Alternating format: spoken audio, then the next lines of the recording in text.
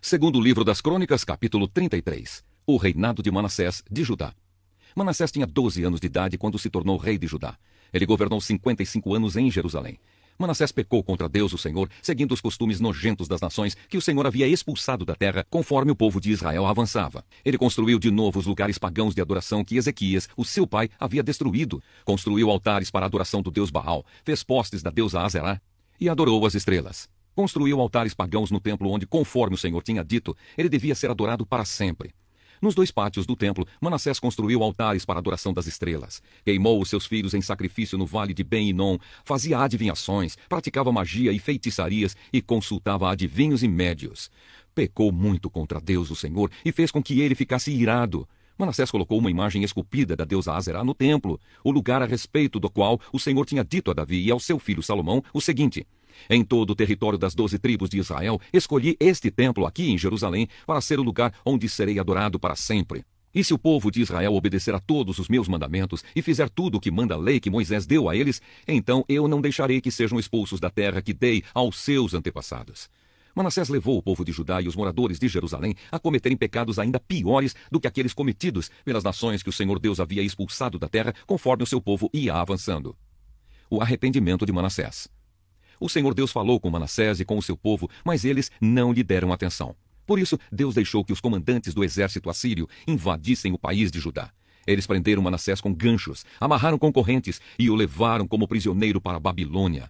No seu sofrimento, Manassés orou com fervor ao Senhor seu Deus. Cheio de humildade, ele se arrependeu diante de Deus dos seus antepassados. Deus ouviu a sua oração e atendeu o seu pedido, deixando que ele voltasse para Jerusalém e fosse rei de novo. Aí Manassés declarou que o Senhor é Deus. Depois disso, Manassés construiu uma muralha muito alta em volta da cidade de Davi. A muralha começava no vale que ficava a oeste da fonte de Gion, continuava na direção norte até o portão do Peixe e passava ao redor da parte da cidade chamada Ofel. Manassés também colocou chefes militares no comando de todas as cidades de Judá que eram protegidas por muralhas. Ele tirou do templo as imagens dos deuses pagãos e o ídolo que havia colocado lá.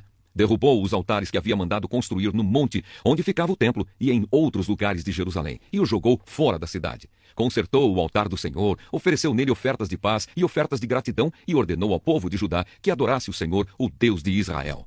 O povo continuou a oferecer sacrifícios nos altares pagãos, mas os oferecia somente ao Senhor, seu Deus. A morte de Manassés. Todas as outras coisas que Manassés fez, a sua oração a Deus e as mensagens dos profetas que falaram com ele em nome do Senhor, o Deus de Israel, tudo isso está escrito na história dos reis de Israel. A oração de Manassés, a resposta de Deus e todos os pecados que Manassés cometeu antes de se arrepender, isto é, a adoração de ídolos, os lugares pagãos de adoração que construiu, os postes da deusa Azerá e as imagens que mandou fazer, tudo isso está escrito na história dos profetas. Manassés morreu e foi sepultado no jardim do palácio e o seu filho Amon ficou no lugar dele como rei. O reinado de Amon de Judá. Amon tinha 22 anos de idade quando se tornou rei de Judá. Ele governou 2 anos em Jerusalém. Como Manassés, o seu pai, Amon pecou contra Deus, o Senhor. Ofereceu sacrifícios a todos os ídolos que o seu pai havia feito e os adorou. Mas ele não se arrependeu como seu pai. Pelo contrário, Amon continuou pecando cada vez mais. Os oficiais de Amon fizeram uma revolta contra ele e o mataram no palácio. Porém, o povo de Judá matou todos os que haviam feito a revolta contra Amon e pôs o seu filho Josias no lugar dele como rei. Apocalipse capítulo 19. Depois disso ouvi no céu uma voz forte como se fosse a de uma grande multidão que dizia: Aleluia! A salvação, a glória e o poder pertencem ao nosso Deus. Os seus julgamentos são verdadeiros e justos. Ele condenou a famosa prostituta que corrompia a terra com a sua imoralidade. Deus a castigou porque ela havia matado os servos dele. E a multidão disse outra vez: Aleluia! A fumaça do incêndio da grande cidade sobe para todo sempre. Então os 24 líderes e os 4 seres vivos caíram de joelhos e adoraram a Deus, que estava sentado no trono, e disseram: Amém, aleluia! A festa de casamento do Cordeiro. Então veio do trono o som de uma voz que dizia: Louvem o nosso Deus todos os seus servos, todos os que o temem, tanto as pessoas importantes como as humildes. Aí ouvi um som que parecia a voz de uma grande multidão, como o barulho de uma grande cachoeira, ou como fortes trovões, que dizia: Aleluia! Pois o Senhor nosso Deus, o Todo-Poderoso, é Rei. Fiquemos alegres e felizes, louvemos a sua glória, porque chegou a hora da festa de casamento do Cordeiro e a noiva já se preparou para recebê-lo. A ela foi dado linho finíssimo, linho brilhante e puro para se vestir. O linho são as boas ações do povo de Deus. Então o anjo me disse: Escreva isto: Felizes os que foram convidados para a festa de casamento do Cordeiro. E o anjo disse ainda: São essas as verdadeiras palavras de Deus. Aí eu me ajoelhei aos pés do anjo para adorá-lo, mas ele me disse: não faça isso, pois eu sou servo de Deus, assim como são você e os seus irmãos que continuam fiéis à verdade revelada por Jesus. Adore a Deus, pois a verdade revelada por Jesus é a mensagem que o Espírito entrega aos profetas. O cavaleiro montado no cavalo branco. Em seguida vi o céu aberto e apareceu um cavalo branco. O seu cavaleiro se chama Fiel e Verdadeiro. Ele julga e combate com justiça. Os seus olhos eram como chamas de fogo e ele tinha muitas coroas na cabeça. Havia escrito nele um nome que ninguém conhece, a não ser ele mesmo. A sua capa estava encharcada de sangue. Ele se chama a Palavra de Deus. Os exércitos do céu o seguiam, montados em cavalos brancos e vestidos de linho branco e puro. Da sua boca saiu uma espada afiada, com a qual ele vencerá as nações. Ele as governará com uma barra de ferro, e pisará as uvas no tanque do furor da ira do Deus Todo-Poderoso. Na capa e na perna dele estava escrito este nome: Rei dos Reis e Senhor dos Senhores. Então vi um anjo que estava de pé sobre o sol. Ele gritou com voz forte, dizendo o seguinte para todas as aves que estavam voando bem alto: venham e se ajuntem para o grande banquete de Deus. Venham e comam a carne de reis, de generais e de soldados, de cavalos e de cavaleiros e de todas as pessoas, sejam escravas ou livres, sejam importantes ou humildes. Depois vi o monstro e os reis do mundo inteiro e os seus exércitos reunidos para lutar contra aquele que estava montado no cavalo e contra o seu exército. O monstro foi feito prisioneiro junto com o falso profeta, que havia feito coisas espantosas na sua presença. Com aquelas coisas ele havia enganado os que tinham o sinal do monstro e os que haviam adorado a imagem do monstro. O monstro e o falso profeta foram jogados vivos no lago de fogo que queima com enxofre. Os seus exércitos foram mortos pela espada que saía da boca daquele que estava montado no cavalo branco, e todas as aves comeram da carne deles até não quererem mais. Malaquias, capítulo 1. O amor de Deus por Israel. Esta é a mensagem que o Senhor Deus mandou Malaquias entregar ao povo de Israel.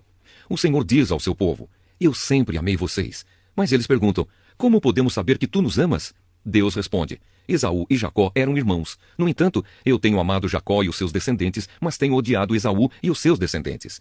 Eu fiz com que a região montanhosa de Esaú virasse um deserto, e agora as suas terras só prestam para animais selvagens morarem nelas. Se os descendentes de Esaú, isto é, os edomitas, disserem: as nossas cidades estão em ruínas, mas nós vamos construí-las de novo, o Senhor Todo-Poderoso responderá: se eles construírem, eu destruirei. A terra deles será chamada de terra da maldade e de nação com quem o Senhor está irado para sempre. O povo de Israel vai ver isso acontecer e todos dirão: o Senhor é grande e o seu poder vai além das fronteiras de Israel. Deus condena os sacerdotes.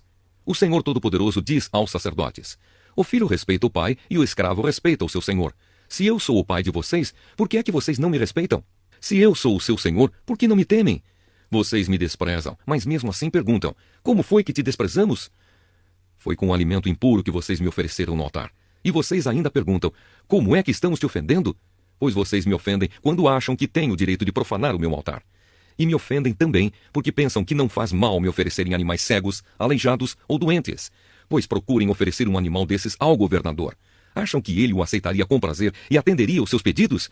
Eu, o Senhor Todo-Poderoso, falei. Agora, sacerdotes, orem a Deus e peçam que ele nos abençoe. Mas será que ele vai atender quando vocês estão apresentando ofertas como essas? O Senhor Todo-Poderoso diz aos sacerdotes: gostaria que um de vocês fechasse as portas do templo. Assim vocês não acenderiam mais fogo inutilmente no meu altar. Eu não estou satisfeito com vocês. Não vou aceitar as suas ofertas. Eu sou adorado em todos os países do mundo e em todos os lugares queimam incenso em minha honra e me oferecem sacrifícios puros. Todos me honram, mas vocês me ofendem quando pensam que têm o direito de profanar o meu altar e que os sacrifícios que oferecem não valem nada. Vocês dizem: já estamos cansados de tudo isso, e riem de mim e me tratam com desprezo, e ainda me oferecem um animal roubado ou um animal aleijado ou doente. Vocês acham que eu, o Senhor, vou aceitar isso? Maldito seja o mentiroso que me promete um animal perfeito do seu rebanho, mas oferece em sacrifício um animal defeituoso. Eu sou o Rei Poderoso e todas as nações me honram. Eu, o Senhor Todo-Poderoso, estou falando. O Evangelho de João, capítulo 18. Jesus é preso. Depois de fazer essa oração, Jesus saiu com os discípulos e foi para o outro lado do riacho de Cedron. Havia ali um jardim, onde Jesus entrou com eles. Judas, o traidor, conhecia aquele lugar, porque Jesus tinha se reunido muitas vezes ali com os discípulos. Então Judas foi ao jardim com um grupo de soldados e alguns guardas do templo mandados pelos chefes dos sacerdotes e pelos fariseus. Eles estavam armados e levavam lanternas e tochas. Jesus sabia de tudo o que lhe ia acontecer. Por isso caminhou na direção deles e perguntou: quem é que vocês estão procurando? Jesus de Nazaré, responderam. Sou eu, disse Jesus. Judas, o traidor, estava com eles. Quando Jesus disse, sou eu, eles recuaram e caíram no chão. Jesus perguntou outra vez, quem é que vocês estão procurando? Jesus de Nazaré, tornaram a responder. Jesus disse, já afirmei que sou eu. Se é a mim que vocês procuram, então deixem que estes outros vão embora. Jesus disse isso para que se cumprisse o que ele tinha dito antes. Pai, de todos aqueles que me deste, nenhum se perdeu. Aí Simão Pedro tirou a espada, atacou um empregado do grande sacerdote e cortou a orelha direita dele. O nome do empregado era Malco, mas Jesus disse a Pedro, guarde a sua espada. Por acaso você pensa que eu não vou beber o cálice de sofrimento que o Pai me deu? Jesus diante de Anás. Em seguida, os soldados, o comandante e os guardas do templo prenderam Jesus e o amarraram. Então o levaram primeiro até a casa de Anás. Anás era o sogro de Caifás, que naquele ano era o grande sacerdote. Caifás era quem tinha dito aos líderes judeus que era melhor para eles que morresse apenas um homem pelo povo. Pedro nega Jesus. Simão Pedro foi seguindo Jesus junto com outro discípulo. Esse discípulo era conhecido do grande sacerdote e por isso conseguiu entrar no pátio da casa dele junto com Jesus. Mas Pedro ficou do lado de fora, perto da porta. O outro discípulo, que era conhecido do grande sacerdote, saiu e falou com a empregada que tomava conta da porta. Então ela deixou Pedro entrar e lhe perguntou, você não é um dos seguidores daquele homem? Eu não, respondeu ele. Por causa do frio, os empregados e os guardas tinham feito uma fogueira e estavam se aquecendo de pé em volta dela. Pedro estava de pé no meio deles, aquecendo-se também. Jesus diante do grande sacerdote. O grande sacerdote fez algumas perguntas a Jesus a respeito dos seus seguidores e dos seus ensinamentos. E Jesus respondeu, eu sempre falei a todos publicamente, ensinava nas sinagogas e no pátio do templo, onde o povo se reúne, e nunca disse nada em segredo. Então por que o Senhor está me fazendo essas perguntas? Pergunte aos que me ouviram, pois eles sabem muito bem o que eu disse a eles. Quando Jesus disse isso, um dos guardas do templo que estavam ali deu-lhe uma bofetada e disse, isso é maneira de falar com o grande sacerdote? Se eu disse alguma mentira, prove que menti, respondeu Jesus. Mas se eu falei a verdade, por que é que você está me batendo? Depois Anás mandou Jesus, ainda amarrado, para Caifás, o grande sacerdote. Pedro nega Jesus outra vez. Pedro ainda estava lá de pé, aquecendo-se perto do fogo. Então lhe perguntaram, você não é um dos seguidores daquele homem? Não, eu não sou, respondeu ele. Um dos empregados do grande sacerdote, parente do homem, de quem Pedro tinha cortado a orelha, perguntou, será que eu não vi você com ele no jardim? E outra vez Pedro disse que não. E no mesmo instante, o galo cantou. Jesus diante de Pilatos. Depois, levaram Jesus da casa de Caifás para o palácio do governador romano. Já era de manhã cedo. Os líderes judeus não entraram no palácio porque queriam ficar puros, conforme a religião deles, pois só assim poderiam comer o jantar da Páscoa. Então o governador Pilatos saiu, foi encontrar-se com eles e perguntou, que acusação vocês têm contra este homem? Eles responderam, o senhor acha que nós lhe entregaríamos este homem se ele não tivesse cometido algum crime? Pilatos disse, levem este homem e o julguem vocês mesmos, de acordo com a lei de vocês. Então eles responderam, nós não temos o direito de matar ninguém. Isso aconteceu assim para que se cumprisse o que Jesus tinha dito quando falou a respeito de como ia morrer. Pilatos tornou a entrar no palácio, chamou Jesus e perguntou, você é o rei dos judeus? Jesus respondeu, esta pergunta é do Senhor mesmo ou foram outras pessoas que lhe disseram isso a meu respeito? Por acaso eu sou judeu? Disse Pilatos. A sua própria gente e os chefes dos sacerdotes é que o entregaram a mim. O que foi que você fez? Jesus respondeu, o meu reino não é deste mundo. Se o meu reino fosse deste mundo, os meus seguidores lutariam para não deixar que eu fosse entregue aos líderes judeus. Mas o fato é que o meu reino não é deste mundo. Então você é rei? Perguntou Pilatos. É o Senhor que está dizendo que eu sou rei, respondeu Jesus. Foi para falar da verdade que eu nasci e vim ao mundo. Quem está do lado da verdade ouve a minha voz. O que é a verdade? Perguntou Pilatos. Jesus é condenado à morte. Depois de dizer isso, Pilatos saiu outra vez para falar com a multidão e disse, não vejo nenhum motivo para condenar este homem, mas de acordo com o costume de vocês, eu sempre solto um prisioneiro na ocasião da Páscoa. Vocês querem que eu solte para vocês o rei dos judeus? Todos começaram a gritar. Não, ele não. Nós queremos que solte Barrabás. Acontece que esse Barrabás era um criminoso.